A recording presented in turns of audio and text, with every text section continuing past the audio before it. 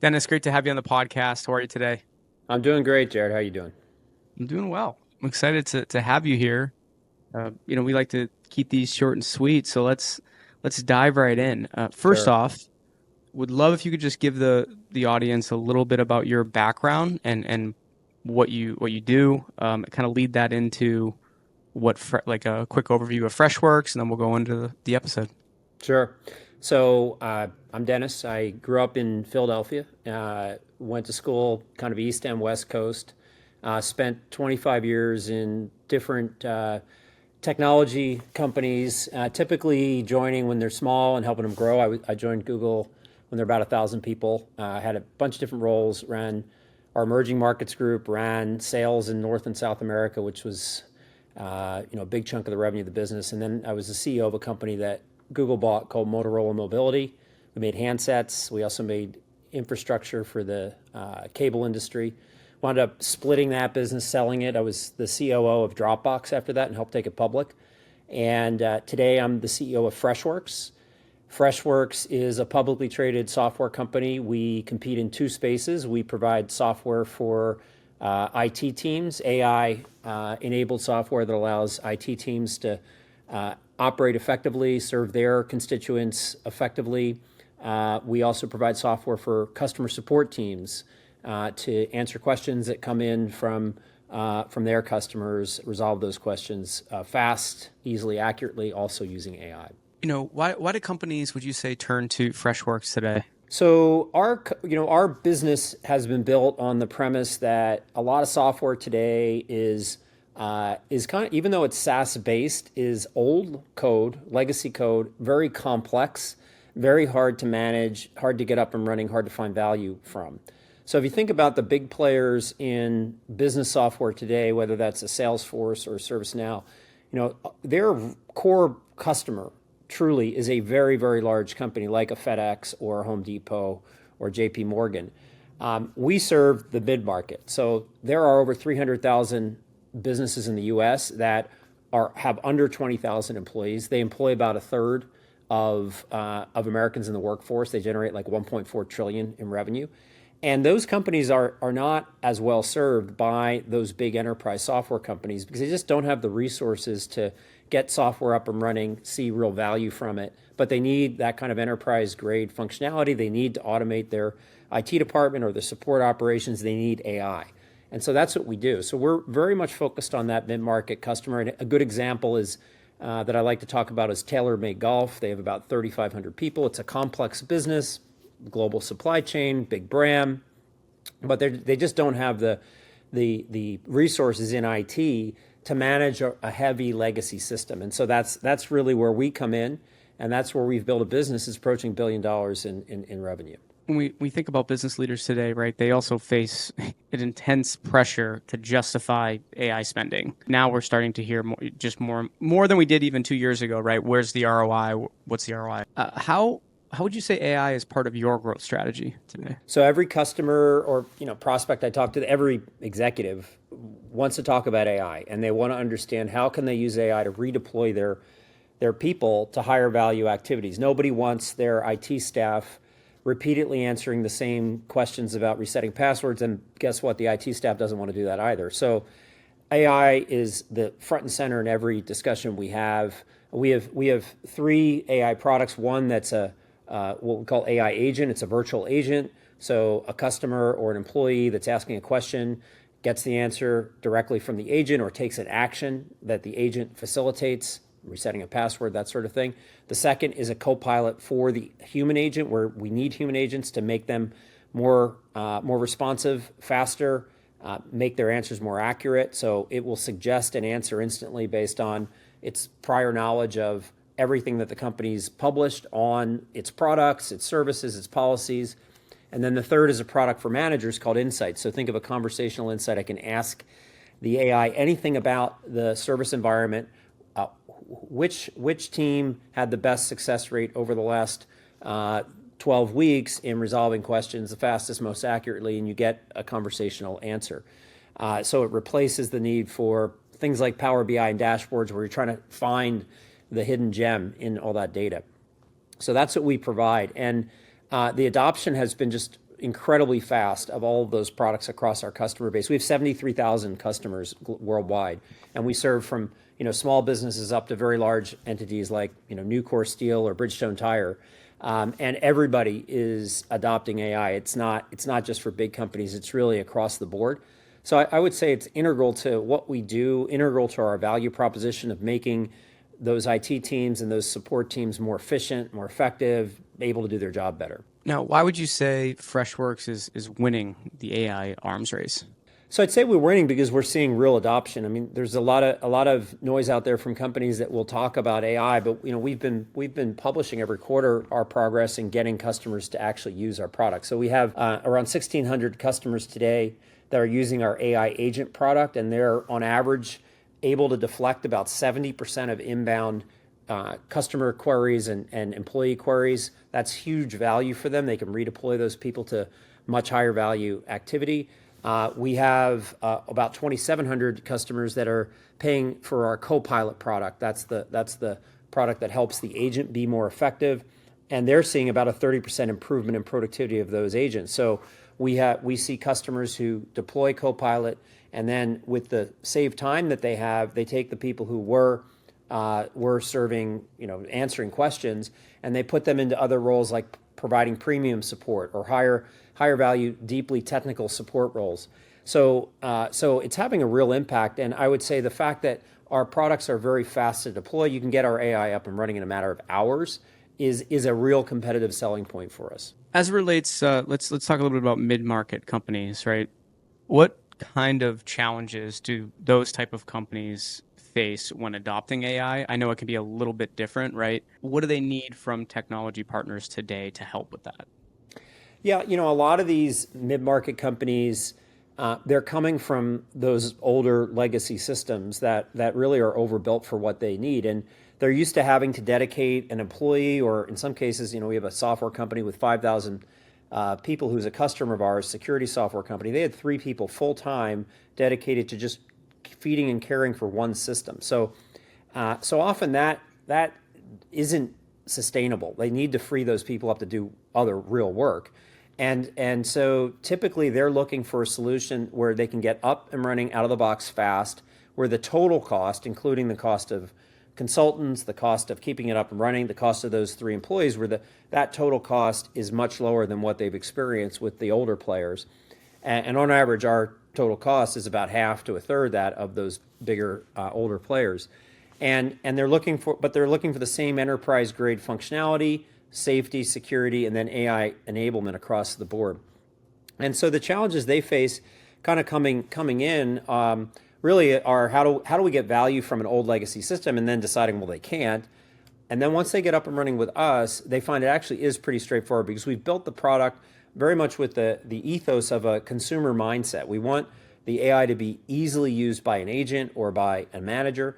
We want the administrator of the software to be able to get everything up and running and out of the box in a matter of weeks, not a matter of months. And that's typically the experience that our customers have. So those are some of the challenges and some of the ways we solve those challenges. Let's talk about a little bit your leadership style. I know this is an interesting time, right? With how AI has really transformed businesses. Leaders have to lead maybe a little bit different than they did in the past. There's some huge decisions to be made across the business, not just for what you're doing for your customers, right? But for even Freshworks itself. Has your leadership style changed at all, like with kind of this wave of AI we've seen over the last couple of years? It's not going away, right? So yeah. No, it's not. I mean, look, I've always been a believer in having a growth mindset, which means being curious about what's going on in the world, thinking about, your job is not necessarily the job that maybe you were hired into a year ago, but what is it that we really need you to do, and how can you do that to the best of your ability, and how can you use tools and ideas and thoughts from outside the company to bring the best of you to work. So I think AI really is an area for all of us to demonstrate that growth mindset, to learn and to grow and to embrace it as a way of how you do work. I find myself calling on ChatGPT or Perplexity multiple times a day in the course of doing my work. We have over 70 applications of AI internally at Freshworks where employees are calling on, it could be Cursor or GitHub Copilot to write code or to come up with creative ideas and express them in like Figma, which has an amazing AI capability. Those are things that we need our teams to do. And if you're going to be effective in 5 years from now, you have to embrace AI right now. So convincing people who may have learned one way of doing things and may have been doing it that way, let's say you're a software engineer for a decade or more, to try something new. That's always hard, but we need to create, what I've tried to do is create an environment where that's encouraged, learning is encouraged, the use of third-party tools to get your work done better. We've made it as easy as we can while also retaining control and security around those tools. That's super important for us. And then also being thoughtful about, look, yes, this is going to affect people's jobs, but the way we're thinking about it is we will find roles for those people that actually are bigger, more important roles for the company. So rather than answering inbound questions from our 70,000 customers, a lot of those can be handled by AI. We want people to move into premium support roles where they're spending more time with the customers, understanding much harder problems that today the AI can't solve, and helping them understand how to get the most value from our products. So we've done a lot of redeployment of people as a result of AI. I think that will continue. But I think it's incumbent upon everybody. Just like when the internet was new or when mobile was new, you just got to learn this stuff. And that's what I've been trying to encourage people to do here at Freshworks. A lot of people will talk about certain jobs being automated. You can't just stop technology either. Like, if we keep improving and making it better, we don't just keep a certain job just because at a certain point the technology becomes so much more efficient, right, than even the person. So let's find another role for that person. I agree with you 100%. And then also some of these roles we're going to get kind of swept under an individual if it wasn't automated anyway. So some of those roles would be going away anyway. So I think more people kind of in that employee role need to, like you were saying, like adopt the technology, learn it, because I don't think it's a matter of, you hear everyone say it, AI's, could it take your job? Sure, but it's more likely to take your job if you don't actually learn how to use it yourself. Yeah, we find that people, like in the example of our customer support team, we had a demo this morning of kind of how the team has used AI to answer questions about our product. The questions we get are really complex because everybody's operating system's a little different, their operating environment's different, the integrations with software is different. It's really hard for a human to actually be able to answer questions accurately from our customers. It's a lot easier for the AI. But the human can demonstrate empathy and have a conversation with the human on the other end of the Zoom in a way that the AI never will be able to. And that's what we need to rely on the humans for. So when we've moved people into these roles, like from customer support to premium support, they're more fulfilled. They're actually generating more for the company. And they use what they learned in that product support role every single day, but in a completely different context, in a way that helps us drive value for the customer, helps the customer get value from the products that they've bought. Say everything you probably want to say in terms of what's next, but what can you tell us today in terms of what's next? Well, so I would say, we're very much focused on continuing this AI journey and moving to a world where a huge portion of our interactions, think of your interactions as a consumer, but our interactions with brands is moving to a much more agentic world. Not just asking informational questions about products, but also taking actions and making changes, changing your order, changing your address, all that stuff. It's all doable by AI in the very near future.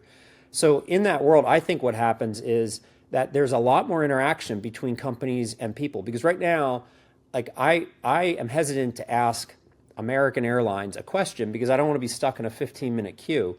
But if I knew I could get an answer instantly, I might ask a question, and actually my engagement with that company as a whole might be more favorable, might be more positive. So I think what you're going to see is as software takes on more of the load, there's going to be a lot more interaction, a lot more data for the companies to use to get better at what they do, and a lot more benefit for the people at the other end who can actually learn a lot more, a lot faster than they've ever been able to about a product, about a service, about a person, or about a company. And that to me is a better experience for the consumer, the employee, and the brand and the company. So when the costs of interaction go down, the amount of interactions are going to go up. And over time, that should result in better consumer experiences, better employee experience. Before I have you go, Dennis, I wanted one quick question from you. What is one thing organizations can do to basically speed up and better adopt AI today? I think embrace the bottom up innovation that's probably already happening in your organization and don't try to suppress it. I talk to companies frequently that say, look, we've locked it all down. You can't get to ChatGPT, or you can't, we're not using Gemini, whatever. I think that's a big mistake. And yeah, I understand the concern about information leakage, but your employees are using those tools anyway, and you might as well embrace it. You might as well encourage it, because if you want to create a learning organization that moves fast and stays competitive, you're going to have to embrace AI. Yeah, and if you're so worried about it, then implement the tool. Like there are some safeguards, right? It's not like there's zero safeguards now. Um, Exactly. yeah, it's Exactly. You can partner like all of the, you can partner with companies that have clear safety policies, are going to treat your information the right way. You need to train your team to not do foolish things, and that needs to be a new part of training, just like we train our employees on how to use the web and how to use mobile in a responsible way. But these tools are super powerful, super helpful, so embrace them. Dennis. I want to thank you so much for joining me on the podcast here today. Thanks for some of these really great nuggets, and look forward to chatting in the future. Thanks again. Take care.